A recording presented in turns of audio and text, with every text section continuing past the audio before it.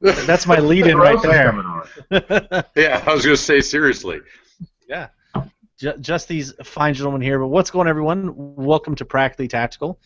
In a continuation, our third show, one of those, of our Freedoms and Firearms chat with Trek from MDFI. And we have a special guest, Sage Dynamics, Aaron Cowan. We have two of the intellectual heavyweights in the firearms industry. So prepare for knowledge and information overwhelm, information overlord. Yeah, overload. And I haven't even been drinking tonight. I need to. But Mr. Trexer, how are you? You don't look like you've driven 2,000 miles in a day. Yeah, just I got into Howell, Michigan at 1 a.m. this morning after driving from near Phoenix, Arizona, to Michigan in under 48 hours. So yeah, I'm well rested and caffeinated, so I'm doing okay. Yeah. And then of course we have. I can tell he's been busy because he has a beautiful tan, Mr. Aaron Cowan of Sage. How are you, sir? I'm doing good. Tan looks amazing. Thanks, man. Appreciate that. It's almost like you spent a weekend in Florida. Yeah, I got the raccoon thing going on. Florida, and I use SPF 100, even though they say after SPF like 50 or whatever doesn't work. But I like the psychological benefit of using SPF 100. There you go.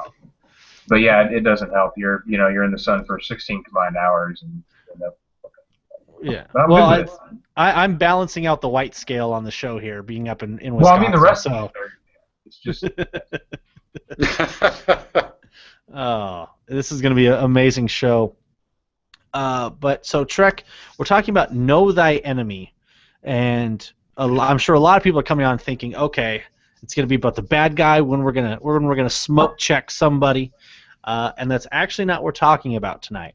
So if we look at the title of Firearms and Freedom, know the enemy of those that would be against firearms and freedom. And little off subject real quick here, but firearms and freedom, they're kind of intertwined in our country, aren't they? You really can't have one without the other, can you?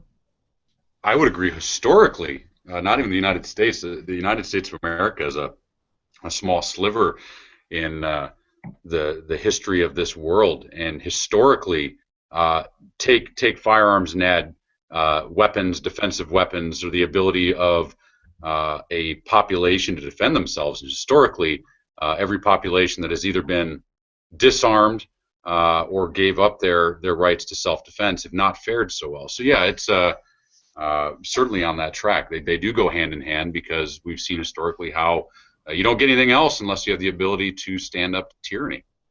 Yeah. Not everybody can kick a dude off of a horse, right, Aaron? I got so many comments and emails about that, by the way. So about many. What? About kicking dudes off of horses. Yeah, Taekwondo. Yeah. And I just kind of back up what Trek said, like you, and I'm a student of history because I think everybody should be. And I just kind of exactly what he said, like our Constitution recognizes the natural right to self-defense. The Second Amendment basically recognizes the fact that you are going to defend yourself. It's built into our evolution. It's built into our DNA. Firearms are one way that we can level a playing field. So if you look at just the history of mankind and the history of civilizations, those societies that allowed their citizens to, without unrealistic restrictions, which that's a totally different topic. If they're allowed to protect themselves, then they tend to be, on average, a more free society. No, absolutely. But we're going to talk about specifically here, and related to the subject, is obviously, unless you've lived under a rock, literally a rock, you would have heard of the incident, the shootings that happened in Michigan, which actually several of the friends in our community and Practically Tactical listeners, MDFI alumni, that place actually, the shootings actually happened very close. So this was not a, something that is just, a lot of times I think we miss it's never going to happen to me, it's never going to happen to us, or it's not going to happen in my hometown, or it's not going to happen in my area because it's a safe area. And that really never applies. Evil's everywhere. But the shootings happened up in Kalamazoo, and if you check in the description box below, there's a link to an article that Trek wrote. So, Trek, do you want to lead us in with this story, and then follow that up with what kind of happened and what you wrote, and then Yeah. Aaron, feel free to jump in anytime, anywhere. Yeah. The biggest, just the other night, I actually got a text message from my friend Brandon over at Moderno, who is very, I would say, well-versed in world news, has multiple alerts that happen when things happen around the world. And I got a text message and it said, hey, you need to check out what's going on in Kalamazoo, knowing that I am a native Kalamazooan. I was born in Kalamazoo at Bronson Hospital in 1979. I went through Kalamazoo Public Schools. I worked in Kalamazoo as a young adult before joining the service and leaving my home state. And so heard the news that we had an individual, as far as we knew at the time, that had shot and killed 6 people, wounded 2 critically. It turns out that over the course of those shootings, there were hours in between where I guess his initial shooting was a mother or a woman with 3 children. I guess that hasn't, I don't know if that's been established yet what the relationship was, but a woman with 3 children was shot multiple times. She was in critical condition. And then hours later, the individual went to a Cracker Barrel, a place that I have been many times throughout my time in Kalamazoo, shot a number of people sitting in their vehicles and killed, I believe, 4 of the 5 individuals perished. One was a young lady was critically injured. And then a few hours later went to a auto dealership and shot a father and son that were in their vehicle and killed both of them. Immediately, and this is one of those things, as a prior law enforcement officer, the biggest thing that I take away is the fact that I understand how an investigation works. I know Aaron can back me up on this. There's a lot that goes into it. There's not witness statements, surveillance camera, the forensic evidence.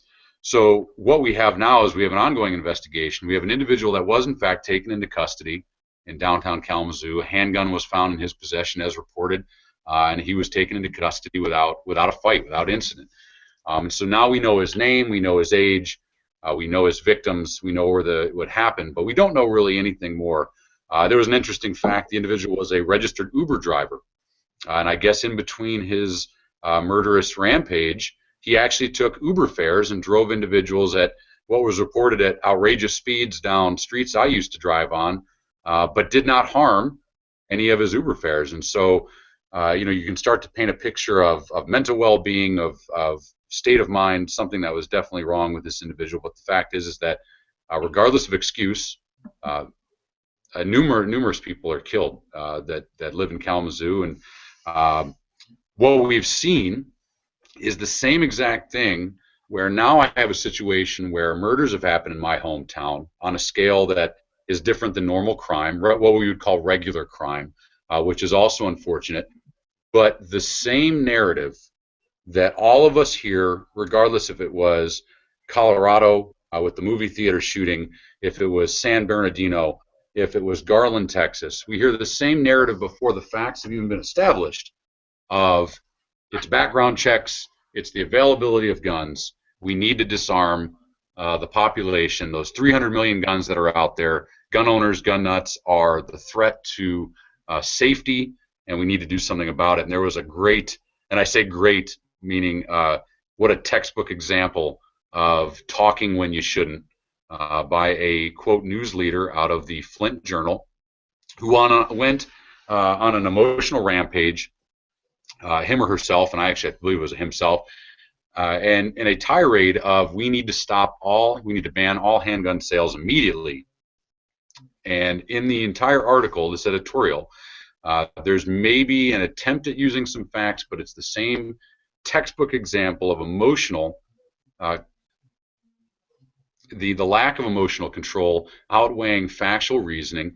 And I took I was on my 2,000-mile ride, and I took the lone and long hours there on the road to use my talk to text feature on my phone, and I authored the article as a response, because we're at a point where, and I put this in the article, this country is a great nation. It is a great nation, and it was founded to make it different, because the ideals of America were so different to give everyone the same freedom, regardless of how they were born or what bloodline they were from, or their monetary wealth. But we have seen, and it's ever increasing, a poison that is seeped into society where rights are only as good as the opinion that they're coming from. And so people are starting to pick and choose what rights that their neighbors should have based on their basis at that moment. And unfortunately, a lot of it's based on ignorance and stupidity, or just a lack of emotional control over facts. And so that's what the response was about. And I think it's a great topic to discuss because although the shootings hit home, literally, and good people lost their lives, this happens all over the place, but at the same time, although we lost so many lives in Kalamazoo, Michigan, there are tens of thousands, hundreds of thousands of people in the surrounding area that have done nothing wrong and certainly don't deserve to be set up for failure if they were to be put in that exact same situation with a rampaging psychopath. And so that's it. That's the setup to the story. Well, and something too they mentioned too of when all this stuff came out of a concealed carrier could not have stopped this. They wouldn't have been able to do anything. And I look at this view as this is the exact literally situation where a concealed carrier would have made a huge, I should say potentially a huge difference. Like this is when a person literally could have stopped someone before all this rampage could have went on. But I know that was a big thing out there of concealed carriers couldn't have done this or that, and again all emotional responses. But any thoughts on that, Aaron, of what we discussed so far? Well, I mean, we're getting the standard, pretty much the standard canned media reaction. And I think the biggest problem we have, those of us in the pro-2A community, which I like to just call the Americans, because if you're anti any amendment, then you're not truly an American. Sorry. I don't care how much you love your country, you have to love all of it, and you have to support everybody's rights.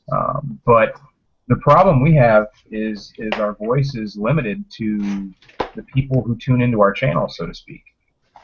It's very hard for us to get a pro-Second Amendment platform broadcast to the same degree that an anti-gun platform just is there. Because the media and a lot of the other potential outlets we have to have a voice are either anti-gun or they just don't want to get involved. So it's very hard for anyone who can speak knowledgeably on gun rights and the use of guns and CCW and crime prevention and correct stats and everything like that when it comes to using guns for self-defense to actually get a voice.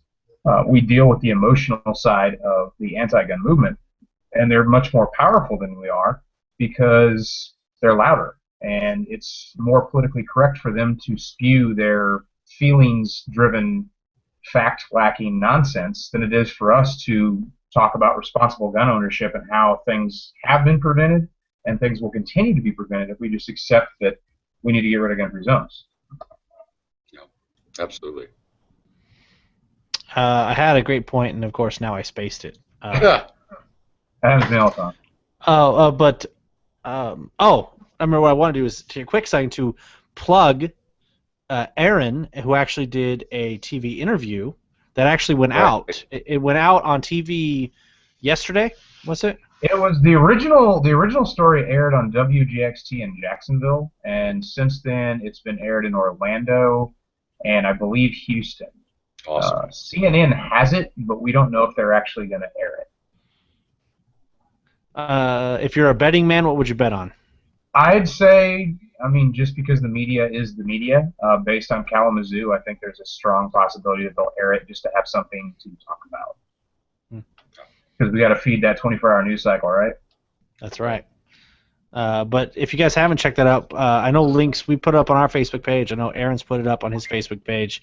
Go check it out because Aaron did an amazing job, and we've used this word before, being an ambassador to the Second Amendment, being a person that is smart, eloquent, and uses a fact-based and really, dare I use the word, common sense approach to firearms and self-defense and the Second Amendment. So if you guys haven't watched his interview, please go do that. Aaron, I mean, you just did an amazing job, so kudos to you, I was actually really happy with the way that went because the reporter, Kent, he was a little, I don't want to say he's anti-gun. I didn't really get that feeling from him at all, but he was definitely apprehensive about the realistic nature of a CCW being able to stop somebody. And granted, it's a training environment, so there are some training artificialities that go into the class. The student knows something's going to happen, so that does give them a slight edge. But that's no different than just being, and this would be a totally different topic, but being able to get early IDs on potential things that just don't fit, identifying a potential threat, paying attention to that potential threat, and then if that potential threat turns out to be a threat, smoke checking their ass. So there's that. But no, it went really well, and I was happy to see that it was, I wouldn't say it was 100% glaringly pro-gun, but I think it made the shooting community as a whole look way more responsible. The untold tale from that is I had a reporter there from a German magazine, which is basically, it was basically Germany's version of Time magazine. She came out and went through the class as well, just as an observer, and we changed her opinion on American gun owners wholesale. She left that class with a totally different idea of what American gun owners are like. And I thought that was probably, and unfortunately that didn't obviously make it into the story, but I thought that was the best part, because now we're sending somebody as an ambassador back to Germany who's going to write an article about it, basically saying American gun owners are responsible, they're polite, they're awesome, and they're willing to protect people they don't even know in the event that they have to. Okay, that kind of plays in a little bit here, because, and again, I don't know what feedback you got from her, but did you get any initial thought or initial impressions, or what she she was thought coming in? Like, I mean, we're just all crazy guys running around with our guns and put them in people's faces and say, look at this? Her initial impressions seemed to be mostly driven by, I mean, cinema, like movies. The cliche American gun owner stereotype that's kind of just thrown all over the world, and sometimes us, even in the gun community, we celebrate that stereotype sometimes because we think it's funny. When we took the A off the front of America and put an apostrophe in its place. That kind of stuff. But she had an idea that we were just, I mean, quote-unquote gun nuts. Like, we just liked guns, and we had this irrational love affair with firearms because they felt like it granted us some kind of phallic power. And she found out that after, and not even talking to me, just talking to my students that were in the class, that's not necessarily the case. Everybody's here with a very specific focus, and it has nothing to do with the gun. It has to do with using the gun as a tool to solve a problem where no other tool would work. That's it. Well, and that kind of plays into, Trek, is that maybe one of the things that the gun community or the Second Amendment community, or whatever word we want to use for it, is into this. When we look at the grand scheme of things, are we putting just way too much focus on the gun itself, this thing right here? Are we putting way too much focus on losing the broader aspect of what Aaron was talking about, of the hows and the whys of what we do? Absolutely. You just to jump on the topic you made before Aaron got to highlight the class, which, I mean, that's awesome. It's such a great thing to see that type of reaction, especially from someone that's from another country where cinema does drive a lot of opinions, and that's especially being stationed in Italy for 2 years. You see it that the American stereotype is alive and well, and that's great to hear. But one of the things that I do need to touch on is the idea that the classic argument that because a CPL holder wasn't there, it was a failure of the Second Amendment. And even if one of those victims was there and armed, and they weren't able to save their life, that it's a failure of the Second Amendment. And this is a classic response that we hear from those that would disarm people by saying, oh, well, no one was there with a gun, so it was a failure. And if someone was found dead with a holstered weapon, that it was also a failure because it shows that someone with a gun couldn't have done anything. The reality is that we have to take a deep, hard look. Regardless of whatever my training background is, I have to understand that I exist in real life, and I have things going on. I get distracted. I've got bills to pay and life situations, and I can get ambushed just as easy as the next guy. And you take a real life situation and look at Fallujah the second time around. We had a carload of 4 of the most highly trained individuals that were killed with a $7 RPG. If you remember the Blackwater contractors, these guys were the best of the best. And bad things happen to good people, even if they're carrying the best of weapons and even if they have the most training. It's just life. And I think I put in that article that good guys don't always ride off into the sunset. It's not like the movies. So that's something that's very important. But that does transition right into your question. We are in a society, we exist in an industry where the coolest gear is the stuff to be sought after. And don't get me wrong, there's a lot of things. There's a lot of cool gear out there. There's stuff that I would love to have that I might be saving up for. But we have gotten away from, I think a lot of people, not only the competence with the gun and the gear, but a lot of times people are lacking in the competence of the where and the when. And the best example that I have of this was we had great feedback from a lot of people in the community on the article that I wrote yesterday. And one individual said, this is great. And I'm not going to call him out by name, and there's certainly nothing wrong. But he had made a comment about the recent ruling by a judge here in Michigan of the individual CPL holder who opened fire in a Home Depot parking lot, shooting at a shoplifter. And so he was on board with the article, but he had made a statement that the judge was misguided and clueless because he took a CPL away, a concealed license away, from a woman who opened fire on a shoplifter, firing at the vehicle to try to shoot the tires out, and saying that she did exactly, as a right-thinking American should have done. And it's the disconnect there, where I understand what he's saying is that the woman had great intentions. And Aaron, I love the eyebrows because I know exactly what you're thinking. She may have had, and she even stated, I'm never going to help another person again. And we've talked about this in other classes. We're at a point where yet we want to say thank you, because you're not going to try to help another person because you are a liability and not a responsibility. And there's too much emphasis on the pro-gun community, I think, of I got to have the best gear, when really you need to have the best brain. And if you get handed an LCP and you get sent into Fallujah, okay, you're not going to have a great day because that's not the gear that I would want to take. But if you've got a good operating system between your ears, you're going to be far better off because maybe you can ensure that you never have to use that LCP, and that would be a great day. So that's, yeah, you're right. There's a lot of people on our side of the fence that need to work on the knowledge base, and I'm not just talking about how to shoot a gun and do it properly or accurately, but they need to work on, what is the Second Amendment? Why is the Second Amendment important? What is the judicious use of deadly force versus the unauthorized use of deadly force? And a lot of people cannot articulate that. And if you're going to carry a gun as a way of life, you need to. And so that's part of it. But also, yeah, just going back to the consequence of failure, we may not succeed. I have to acknowledge the fact that I can carry my ATI'd Glock 19 with Surefire XC1, stippled job, Freya Magwell, and I could be found dead with it in my holster because I just didn't see that active shooter coming. And it could be for whatever reason. But it's not a failure of the Second Amendment. It's just a failure of the situation to go the way that I wanted as the good guy versus the bad guy.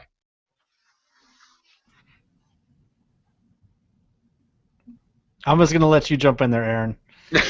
Well, I mean, I don't really need to follow up on anything he said because he made some excellent points and they stand on their own. I think it's interesting that, and this is something that may not occur to some people when we talk about the industry and the coolest gear and all that, that the Second Amendment is the only amendment that has an entire industry that's actually literally because of and by it. The First Amendment, freedom of speech, right? But there's no industry that constantly drives home the First Amendment. It usually only comes up in very small circumstances, and we haven't heard anything really First Amendment related in some time. And when it does come up, you've got an entire politically correct, 100% socially acceptable industry that no matter what side of the argument on, everybody's for the First Amendment.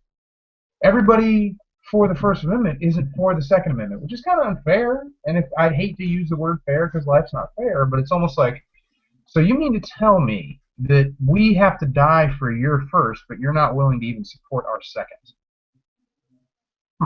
Okay, that's obviously a problem. But the industry is driven because it's an industry. We're a capitalist society. And sometimes the dark side of capitalism is people will attempt to sell you shit that you do not need.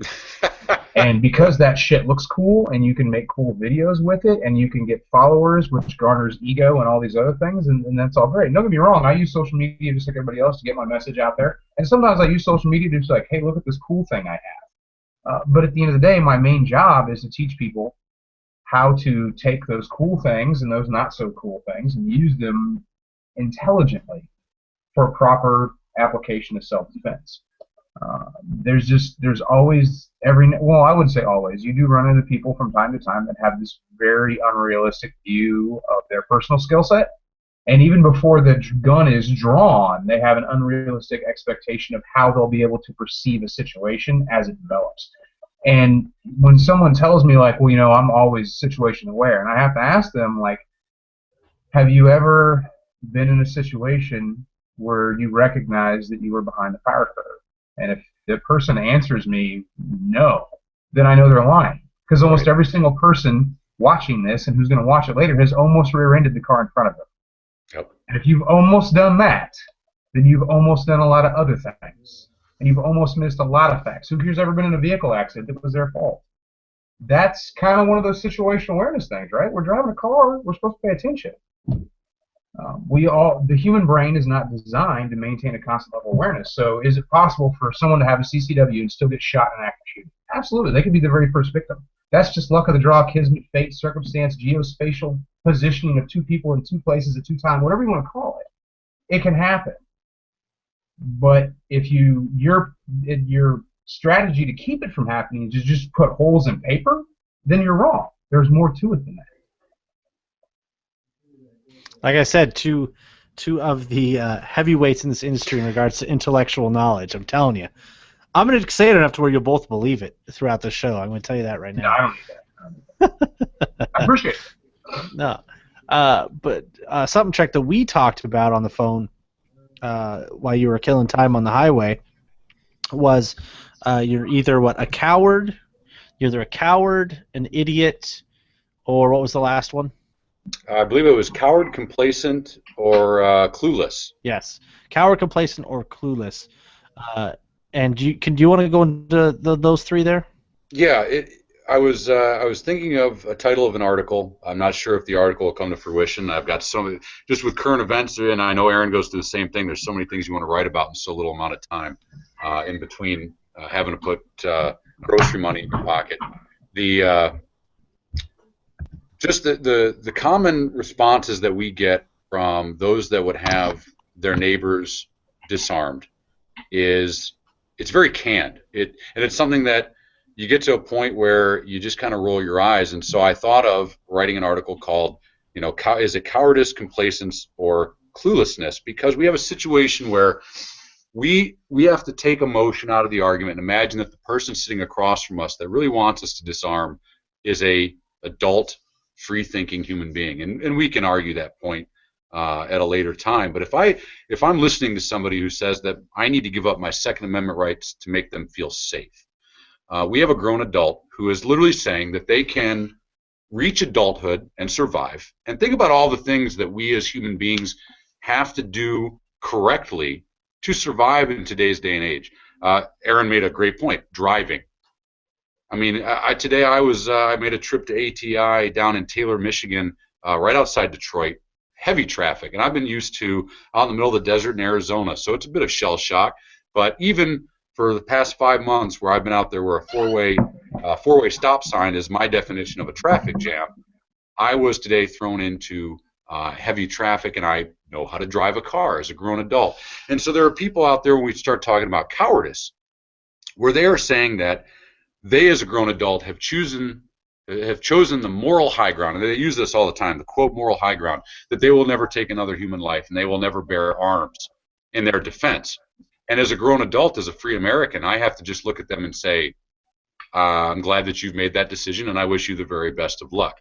The problem is that if any of those individuals have responsibilities, and I mean life or death responsibilities of a significant other, of children, of people that rely on them for their well-being so that they can reach adulthood, and you are saying as a grown adult that you know you can be competent if you learn, if you practice, if you take driver's education, if you go out with a licensed driver with your permit, you know that you can become a good driver if you have the right tools. And so there are people out there that are saying, I do not trust myself with a firearm.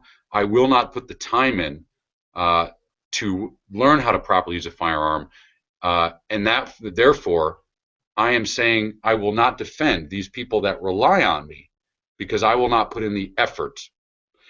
There starts to strike in a bit of cowardice with that. An individual can choose how they die. They can die on their knees or die on their feet. But when you have people that rely on you, you need to make a choice. Are you going to fight for them or are you going to run away? And by saying that I will not use a right that I have, when no other tool, as Aaron pointed out, a life support tool will do. And there are situations where a firearm is that tool that you need. It is the proper wrench for the project. And you say, I see it, I acknowledge it, I won't learn how to use it, and therefore people that I care about will die because of it. That's a level of cowardice that we need to acknowledge out there. To jump over complicity, I'll talk about that last and get into cluelessness. There's a lot of people, and the author of the article in question that I wrote about, I would bet money does not own a firearm. I know they don't own a firearm because if they had ever gone through the paperwork process, the CPL process, the training process of properly utilizing a firearm and understanding how it works, they would have a clue. And there's a lot of people out there that want to take our rights, but they've never been to the range. They've never owned a gun. They don't understand the first thing about the use of force, let alone deadly force. And so they see these anti-gun charged media blasts, as Aaron pointed out, that are all over the place. And why are they all over the place? Because if one news agency like NBC or Fox News or CBS came out with the facts and said, we have proven, just like Hillary Clinton did in fact have top secret material on her computer, here's the facts, that if you say CPL holders have never stopped something, well, boom, here they are, bright freaking letters, here's the proof. It would remove the if it bleeds, it leads, because every time there's a mass shooting, we can rekindle the old argument. And so there are people out there that just keep buying into the same story and the same story. So we've got cowards, we have clueless, and then we have people in positions of power from the local to federal level. Feinstein is a great example. Hillary Clinton is a great example that surround themselves with guns for their protection, yet they would say that your neighbors and we need to be disarmed because we cannot be trusted, we cannot be protected, but my bodyguards with their guns aren't going anywhere. And that's complicit in the destruction and the dismantling of rights of all of us as citizens. And these rights are not for the elite. They're not for the Clintons who can keep squeezing by felony level crimes. These are for Aaron and Nick and myself and everybody else that we know. So right there we break it down into cowardice, complicity, or cluelessness. And this is where the educated person, the person who understands what rights are about, that we have to support those rights that we do not really like to talk about the exercising of because we don't agree with it, but we nod our heads and say, it's not my life, so have happiness and the best of luck to you. And that's a challenge. And there's people out there, though, that will not grasp it, whether by uneducation, political agenda, or just agenda, and the fact that they cannot handle the responsibility of being an American citizen. Wow. That was a loaded information there. Definitely. I hope everybody's taking this in and continues to chew on it, because I mean, what we're going to talk about tonight is just this much of the information that's out there. But sorry, Trek, say the three again, because we have coward, we have complicity, and cluelessness. Cluelessness. Okay. Well, I was going to say with the cluelessness one, those are pretty easy to figure out depending on the bumper sticker on their car. Unfortunately, it seems to be that it's not just left to one side nowadays. It's both. It's the only one that I see that can't be corrected without penalty. And I have to be careful with that with my wording. But cluelessness can be fixed. Ignorance can be fixed. I'm ignorant of, I'm sure, many things, and it's not until it is brought to my attention that I try to overcome my ignorance. And that's the joke about the space shuttle. I don't give advice to astronauts because I don't know the first thing about flying the space shuttle. But if an astronaut talks to me, I will sit there and listen because I would like to learn. I would like to get that information so if I found myself in a situation, I know what I'm talking about. So cluelessness can be fixed, and anyone that says I'm clueless about guns should not take what I'm saying as an insult, because we were all, every single one of us, was ignorant of firearms up to a point. And we have all been working to try to understand the most about them. I mean, even as instructors, we are students. If you find an instructor who says, I'm done learning, walk away from that quickly and then go to someone else. I mean, that's the reality.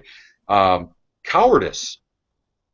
Sometimes it just takes somebody to realize, and this is a great example. If you have an individual that is arguing with you and they're dead set that they will not carry a gun, a knife, a billy club, and they will not take a human life, and you tell them, you ask them, you say, are you saying that if somebody was trying to take your life, you would not kill them? And they say no. And you ask them, what about your brother and your mother and your father and the children that you may or may not have yet? And usually you're going to see a reaction like, well, I'm going to kill those suckers. And it sometimes takes the reality that they need to wake up that they are having a cowardly response. And it might not be willful. They're just saying that my life isn't worth fighting for. And that's a problem. So cowardice, and there's great examples of people that were afraid and stepped up to the plate throughout history. And there's people that didn't know, and now they know, and they're experts in their field because they learned. So cowardice and cluelessness is not a problem. Complicity is the problem. It is when people know the facts, and yet they would still take your ability and your neighbor's ability and your family's ability, take their ability to defend themselves. And that you have to ask, why? And we live in an America right now where there are people that know the facts, and that they would not disarm themselves, but they would have you disarmed. And that's what we need to be concerned about of those three things. Well, Aaron does withhold the info. He's probably sick of hearing that. No, I mean, I'm never going to get tired of having this conversation. No, sure. I meant the withholding the info thing. Oh, yeah. One guy accuses me of that on YouTube. I'm never going to live it down. What's that? No, what's this? It was a comment on one of my videos, and the guy, he spoke poor English. He said he talked to some Army buddies of his, and they say that I'm withholding the knowledge. And I'm like, his name wasn't Joseph Nardi by any chance, was it? No. Okay. No. So every time Aaron says something, there's always one person on social media that goes, "It's never going away. Never going away." Yeah, I know. Just make a patch. Make a patch out of it and be done with it. Yeah, that's the meme. That's it. But you brought up a good point when, the double-sided or the two-faced or the hypocritical nature of the conversation is where we'll have politicians saying we can't have guns, yet they're surrounded by them. And people think, well, that's a little ridiculous. But if you think about just the nature of politics in the United States, it's how it's always been. We have an electoral college. That's how we elect people. That's how we elect our president. Why do we have an electoral college instead of a popular vote? And it's an interesting conversation, and of course I highly recommend everybody Google this up and look at the opinions of Edmund Burke and James Madison on why we should have an electoral college versus a popular vote, because they were basically statesmen of their time, and they believed that the American populace, the vox populi, were completely retarded. And they felt like we had to steer the vote for the betterment of mankind so we could pick the candidate and basically put them in front of the people and say, this guy or this guy, or maybe this guy, maybe this guy, maybe four guys, maybe three guys. Now we're down to two guys, right? Or, I'm sorry, right now we're down to a potential man and a woman, whatever, two candidates. The Electoral College exists because from inception, as great as our country is, there have been people in positions who could make decisions who could steer the opinion of those around them and say, look, we can't trust these people to elect just anybody. We got to make it kind of more difficult for them to just throw anybody into this office. So I should probably jump in by saying that if over a couple of 100 years we've steered the company towards Trump, Sanders, or Clinton, go home America, you're drunk. Yeah, seriously. But that is probably the best shining example of the fact that those in power have always seen themselves as a second class of a citizen, a different class of a citizen. Like they are exempt from certain requirements because of the office to which they are appointed or elected, which I totally disagree with, and I'm sure every single viewer does as well, but that's kind of the root of the problem. We have this terminology, no hunting or sporting purpose, and somehow we're all okay with that. Or we're not okay with it, but we're not okay with it enough to get together and do something about it. We have some very, very good pro-gun lobbies out there that don't really fix things that have already been passed or made illegal or made, by fiat or regulation, no longer allowed for just the average person to possess unless they go through, a bunch of hoops at the NFA. We got the NRA, and it's like, oh, the NRA, and what have they done recently? People are like, well, the NRA wasn't really created to do that. I'm like, yeah, but they took up the mantle, didn't they? So where are they at? And then, of course, the other side of it is we have people on our side who use terminology like libtard and other derogatory or pejorative terms for the President of the United States. I don't like our current president. That doesn't mean I'm going to make some kind of anagram out of his first or last name to insult him, and somehow that's going to put me on the moral high ground? No. We need to have a more intelligent conversation, and the only way we can do that is for even gun owners to become more educated.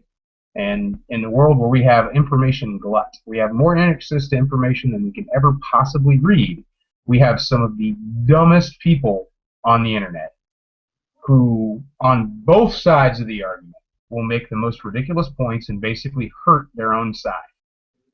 Because they're just not educated. And it's too easy to read and educate yourself on issues. Aaron, making that statement, obviously has a YouTube channel. And it's amazing too. And it's not to. Well, we had this conversation last week, the week before, about educating our own. Me and Trek we had a conversation of before we go out and talk to anti-gun, anti-freedom, whatever you want to talk about. We need to correct our own house first. We had this long conversation of we're not. Well, we kind of did, but we're not saying it in a mean manner. It's just a more of before you go out and attack someone being a quote-unquote libtard, it's why don't you become a knowledgeable, actual, factual expert about whatever you're discussing before you go out, because you represent us. But we kind of talked about that and dug on our own community, because I think we have to not clean out our community, but we need to get smarter people that can be an ambassador to our community out there talking to people, instead of people that just go on Facebook and say, you don't like guns, you're stupid, or it's the classic Disney. You're talking about the classic Disney plot, where the new kid comes to school and he's bullied, and throughout the course of the movie, the new kid turns everybody's opinions around, and all of a sudden the bullies become unacceptable. And at the end of the movie, everybody's hugging and gets invited over for pizza and squirrels and rainbows and stuff like that. We need to do that with our own house. We have a uneducated populace of I love it.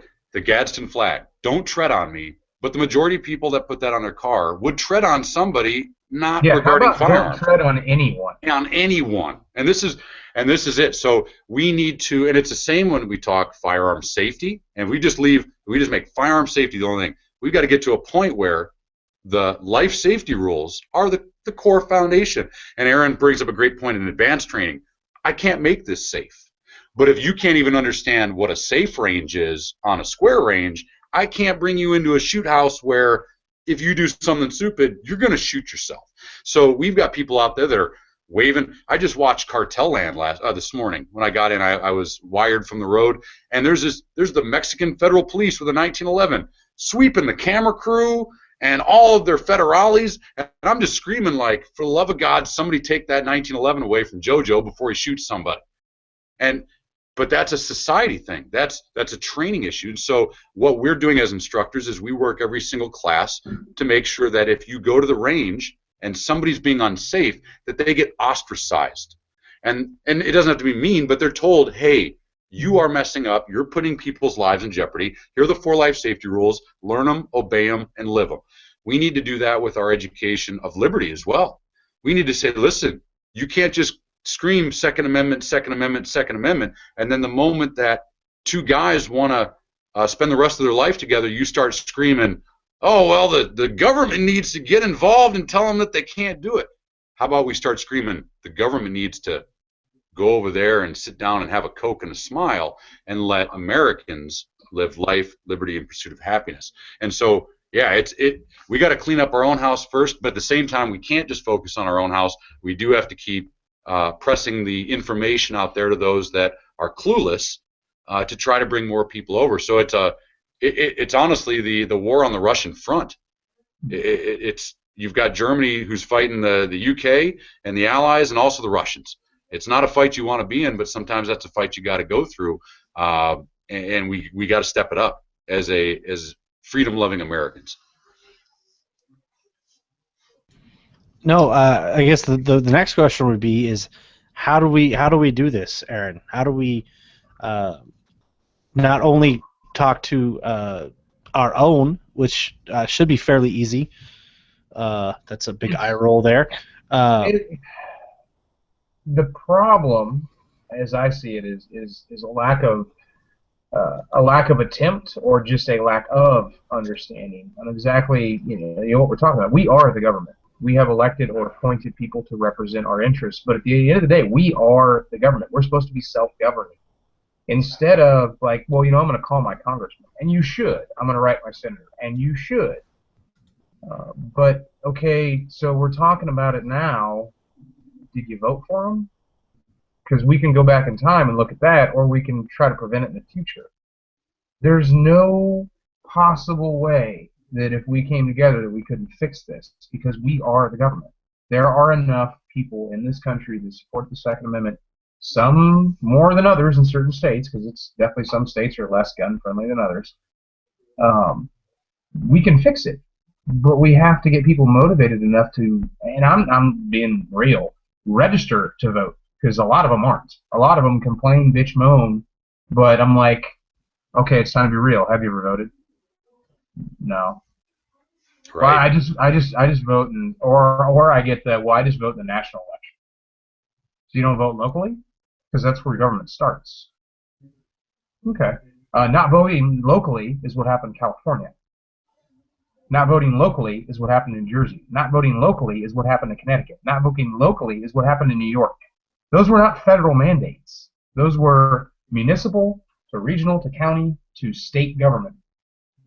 California, one of the most pro-gun states I've ever been in. I go out there, I love teaching out there. And I cannot figure out, with this many people who want to come out and train, that they still have these draconian, unconstitutional gun laws. And it basically comes down to the fact that no one is politically driven enough to enact change. Or they just really like bullet buttons. Yeah. We have to get more politically involved. Have to. Right, absolutely. Well, what's the latest number on how many gun owners supposedly there are in America? Even though I think that number's false, because if anybody calls, if anybody calls me out of the blue and says, "Do you own a gun?" I'm not going to be answering that question. Yeah, no. Like, how did they pull that? What's the sample data? Yeah. Even the numbers on CCWs are wrong. Like, I've heard anywhere from 11 to 15 million CCWs, and that sounds low to me. Sure. But well, I was going to try to look up the how many total people actually voted in the presidential election. I'm trying to bring up that number real quick here, because it would be a staggering amount if, okay, so 120 million people, 120, just almost 127 million people voted in the 2012 presidential elections. So a third of the population, basically. Yeah. So can't even get half. If all gun owners voted, what would that not dramatically shift? Oh, it definitely. Where we're at in this country? I think a large degree of that number probably, well, I wouldn't say a large, I'd say a significant number of that is gun owners already. But I know for a fact that there's plenty of gun owners right now that haven't even registered to vote, and they have no intention of voting. But they'll still complain about who gets elected. Or it could be one of those situations, such as here in Georgia. I don't. If I was going to vote for a Republican, I wouldn't have to because I know Georgia's going to go to him anyway. Mm-hmm. But eventually, that won't be the case if we keep going the way we're going. Some people don't vote because they know their state is going to go for the guy they want.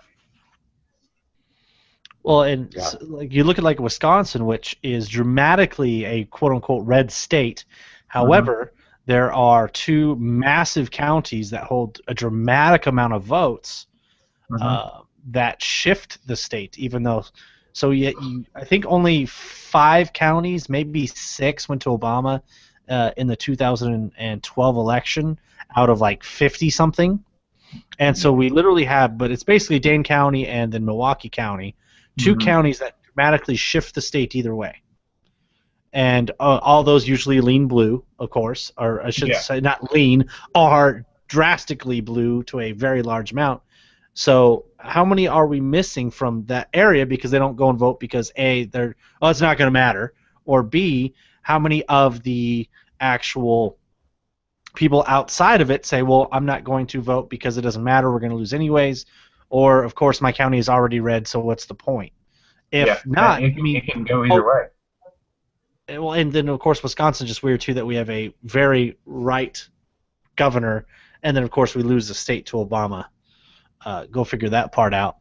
But if all of us took part, it would be a dramatic difference. So, at the end of the day, it is our fault. Yeah, it is. I mean, we have a Democratic candidate setting himself up right now to get elected for promising to give free shit away, and that kind of makes me think, well, didn't the last guy run on free shit too? I mean, effectively.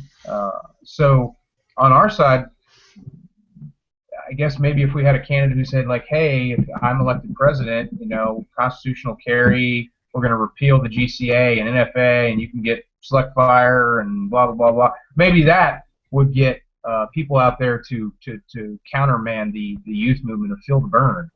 I don't know what's going to take because there's a lot of people that are the same college age who lean more conservative than they do liberal, but they can't be motivated to even get involved, let alone vote. But people go out and vote for free college. Oh, absolutely, because that's free. Let's be honest, college is expensive. Everybody would want to get that for free, except they don't realize that there's no such thing as free. Yeah. So. But they can't understand why college costs so much, yet we literally give unlimited amounts of federal aid to said colleges through students. That's the craziest thing to me is people who are college-minded can't figure out why college costs so much. Like, you're in school to learn to be intellectual, and you haven't bothered to check why college costs so much, because the information's out there. Like, it's on Google. You can type in exactly that phrase, why does college cost so much, and it will lead you to disinterested parties who report on why school costs as much as it does. And what's your answer? Oh my God! You don't even have to elect a president as an experiment to figure that one out.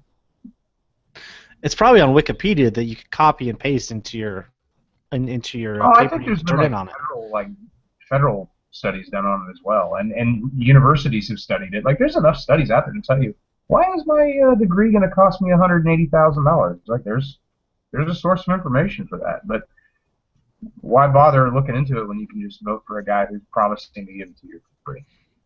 No, you're all right, though. It's pretty much every single person. If you just go out and say, vote for me and it's free, that kind of rhymes, that they're probably going to get elected because people don't really care. But really what that turns into then is you have to take it from somewhere else. So in the freedom aspect of, if someone's saying, I want to get rid of guns, that means it's going to take away freedoms from other people. Yeah, but if you have no, so to speak, dog in the fight, why do you care? If someone doesn't own a gun and they feel like they'll never need a gun and they don't plan on buying a gun and nothing in their lives ever made them think they need one, then they don't care. They may not be anti-gun, but they're not pro-gun. So if someone is going to take that right away, it's like, well, I don't use that right anyway. I was like, well, a lot of people don't use their Fourth Amendment right until they do. Same with your Fifth and your Sixth. Like, you don't use it until you use it. So we're now in a country where it's politically acceptable to attempt to remove people's constitutionally given rights just because either you don't agree with them or they don't make you they make you uncomfortable. Yeah, but it's amazing to see how many people don't want the government to have a backdoor to your iPhone, isn't it? Well, yeah, and I think it's crazy that all those conspiracy theories are like, oh, the government's doing this and the government's doing that. And they can't even get into an iPhone. Like, I'm not worried about it. Yeah, yeah, I saw that meme floating around. I was like, and you guys think of all these conspiracies, yet they can't get into an iPhone. Yeah, but That's NSA was like listening supposedly. to everything. Where were they on that one? Well, supposedly too. I think they actually had access to the phone and changed the password themselves and locked themselves out of said So iPhone. some entry level special agent like probably like a GS7 was like, guys, I made a mistake. My bad. I fat fingered the password and I don't remember what I set it to. Not going to get agent of the quarter. Yeah, it's gonna end up in like Bismarck. That's pretty close to Rapid City, isn't it? Yeah, I think so. That's apparently the worst place in the FBI to be. That's what I've heard. Trek was in Rapid City. Rapid City is beautiful. Yeah, North Dakota is a little different than South Dakota. Just going to throw that out there. Here, Bismarck's a pretty boring place for the old FBI. Yep. But that's really what we're coming down to tonight, Trek, is not stripping other people's rights away because of what may or may not happen or what did or did not happen. Is at the end of the day, rights are rights whether you like it or not. Right. And that, which unfortunately to some out there, includes the Second Amendment. Well, the phone thing motivates people so much because we all have them. If we had a higher degree of gun ownership, it might be a different story.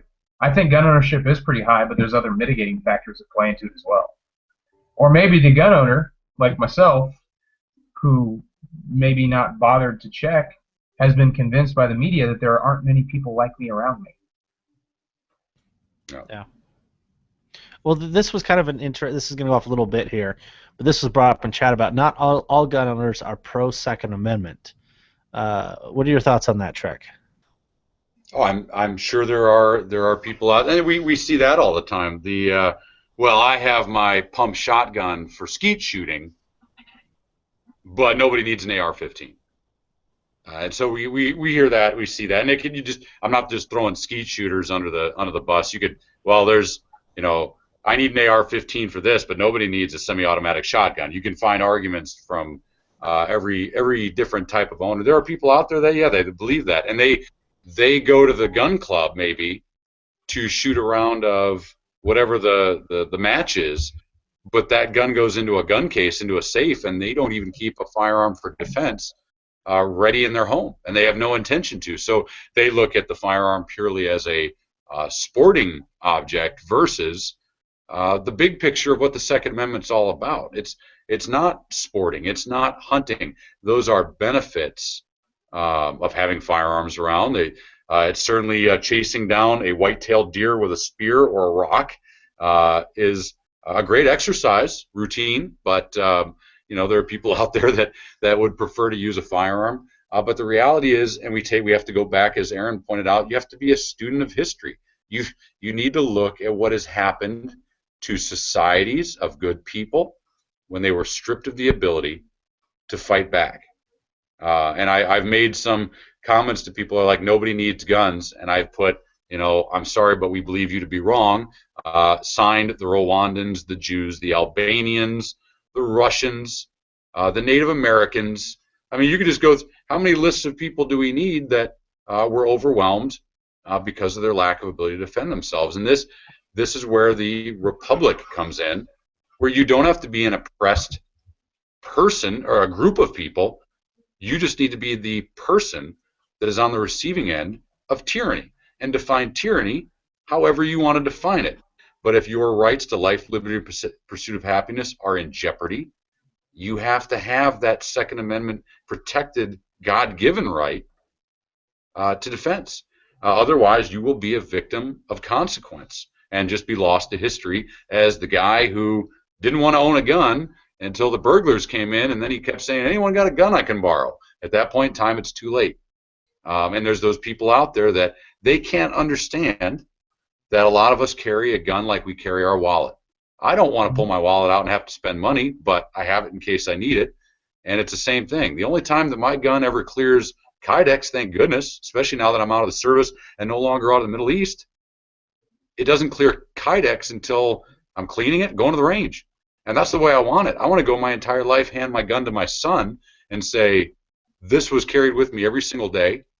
I hope you get to carry it every single day and never have to use it. But the day that you need it, this is what it's for. And pass it on. And that's, people can't grasp the reality.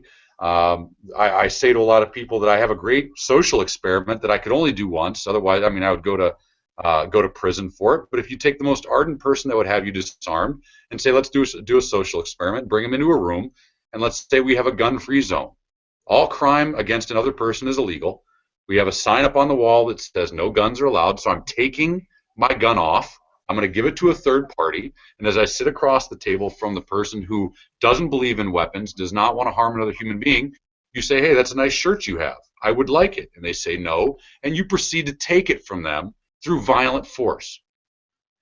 And this is the reality. It's going to take something like that for people to understand that there's a reason why you cannot take your neighbor's right to self-defense, regardless of the horrible things that another neighbor might do.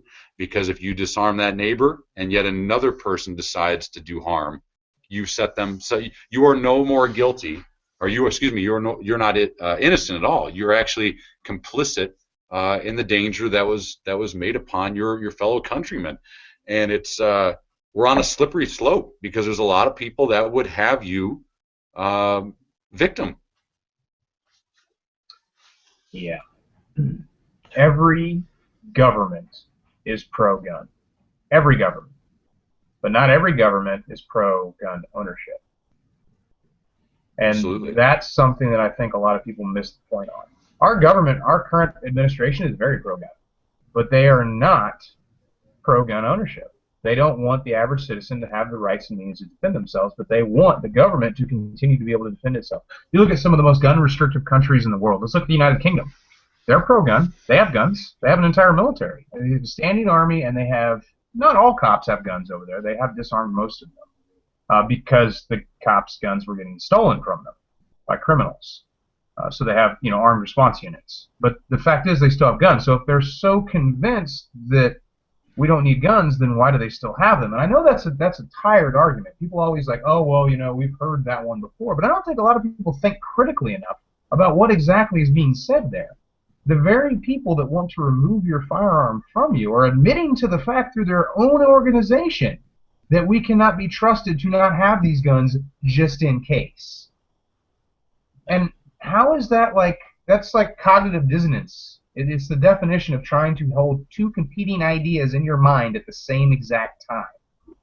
But apparently it's entirely politically correct to think that way. Right.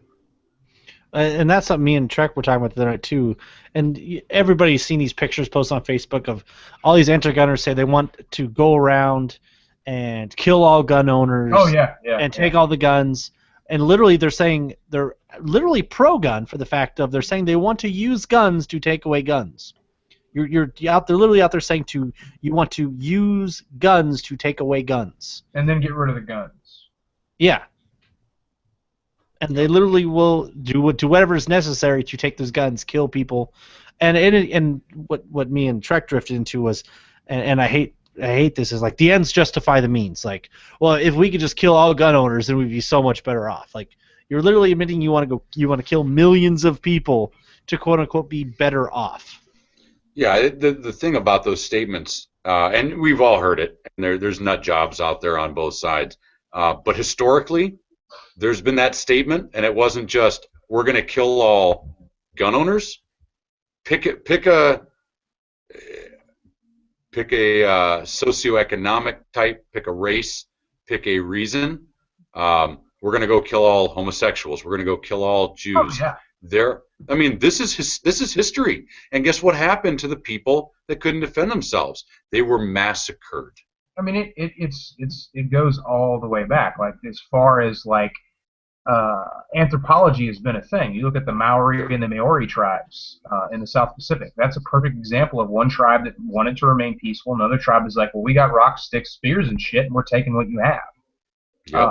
It is just, I mean, there's no better example of the need for equality than the ability to protect yourself and say, either I'm going to willingly comply with you or I'm going to tell you no. I do not have to go along with it because I have the means to protect myself. And you know, they always say, well, gun is the ultimate equalizer, and it really is. Um, but if you want a more cowed citizenry, you have to remove from them the right to defend themselves, because the Second Amendment is partially it's there so we can defend ourselves against a usurpacious government. And I would say not only the right. Yeah.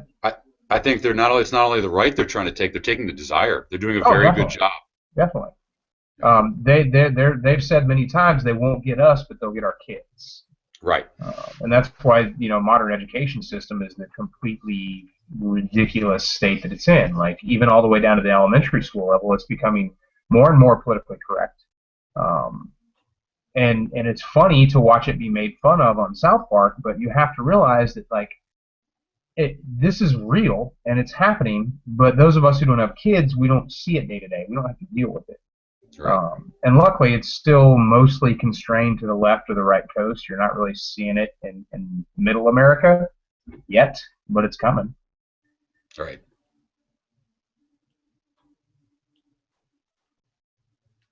Oh, I think you muted yourself there, Nick. Yeah, I did. Sorry, we had some dude come in the chat talk about alpacas, and then some other idiot come in here. Which, if I would have thought of at the time, I just would have responded with "moo." But Aaron hadn't made that. Huh? Was he trying to sell alpacas? I don't know. $5. He wanted to know $5. He wanted to know how to cook them. Then somebody else came in and was like, "Blah blah blah, get a life." And if you're gonna troll, you got to come up with something better than alpacas. Yeah. Right. We never said they were smart. Yeah, I'd go with emus if I'm gonna troll. Yeah. You Google how to troll. Watch the video. The Stone Mountain 64 dude does an amazing job of that. Have you seen his videos? Yeah, he's pretty hilarious. But we only have 5 minutes. Trek is going to have to leave us. So I'll leave a couple minutes here to each of you individuals to talk or plug or say anything. And then, unfortunately, we'll have to close this one short compared to our normal talks. But Trek, I'll give you a couple minutes here. Say anything you want to, or plug MDFI, whatever you want to say. Yeah, it's great. It's great to be on again, Aaron. It's good to see you, even if it's just virtually. We had a great time at SHOT Show. I was glad I got to spend some time with you. You know, the biggest thing is it's great to see my colleagues out there, and we share such a passion for what we do, and we need to get as many people as we possibly can to share that same passion. I am a gun owner. I work in the firearms training industry, but at the same time, I live a life. I try to have some fun. Try not to fret about the little things. And owning a gun is not my life. It may be my livelihood, but it is not my life. When I do an everyday carry pocket dump, it ain't an Uzi and a bazooka and for heat rounds. There's my gun, and it just happens to be my keys, my wallet, the pocket change that I have, the movie tickets, the gas receipts, and everything else. But we need to understand that just part of our everyday life is incredibly important. It is what allows us to go to sleep safe every night and wake up to enjoy that next day. Mm-hmm. We need to do it. We need to be eloquent about it. We need to be ambassadors about it. We need to continue educating ourselves and the people that we care about. We need to ostracize people that are not willing to be educated and to be reckless and a liability. And we need to show them they're not part of our community. We need to welcome in new people. The clueless people that are out there, they need guidance, and so we need to step up. This, to me, this isn't. These episodes are really important because it's not about the companies that we work for. It's about the society that we live in, and I do enjoy training new people. But I would like to put myself out of a job one day. I would love to make it so that there's so many responsible gun owners out there that bad guys just play Xbox all day, and that we don't need to worry because the government is once again controlled by the people, and bad guys understand that the people are not to be trifled with. And if we can get there, I'll go be a poet in the woods somewhere playing a flute. I really don't care. But we've got a huge task ahead of us. So thank you for tuning in. It's good to see these guys again, and I'm looking forward to our next discussion. But get involved at the local level, like Aaron said, and don't let up. Don't take unacceptable violations of your freedoms for granted. Get involved and hold people. Point at them and say that is unacceptable, and then have a conversation about fixing it. Those wings are just coming off perfect behind you, Trek. When you're on this rant and you just got these wings behind you. But Aaron, sir, anything you want to talk about real quick? There, we got a couple minutes left. Just kind of coming at the same topic from a little bit different angle.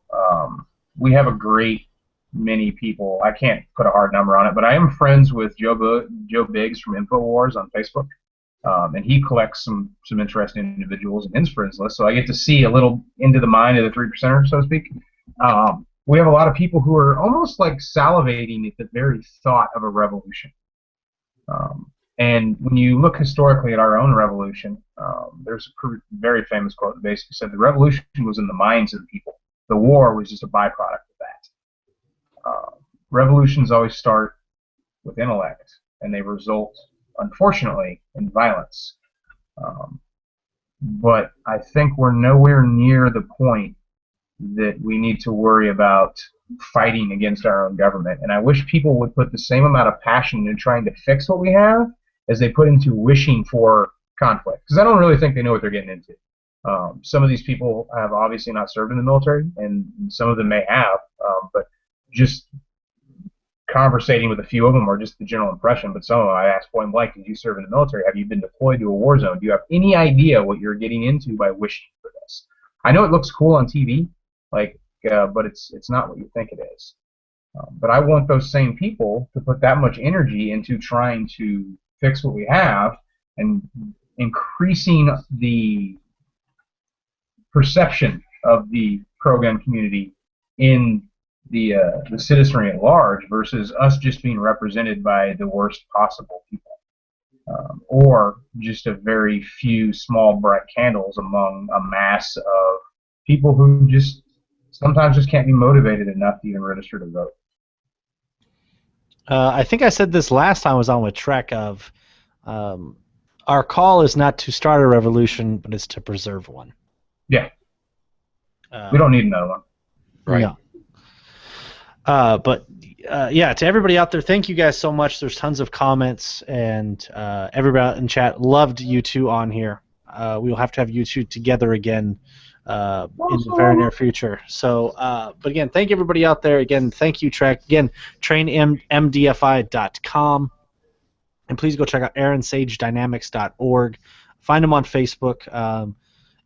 Are you still doing some blogs, Aaron, or is that kind of? I haven't had the opportunity to. I have like 5 unfinished articles that I need to finish up. Been hitting the video thing pretty hard, but yeah, I haven't knocked anything out recently. That's going to change here shortly. Okay, and yeah, by the way, please go subscribe to Aaron Cowan, Sage Dynamics here on YouTube. Amazing YouTube channel.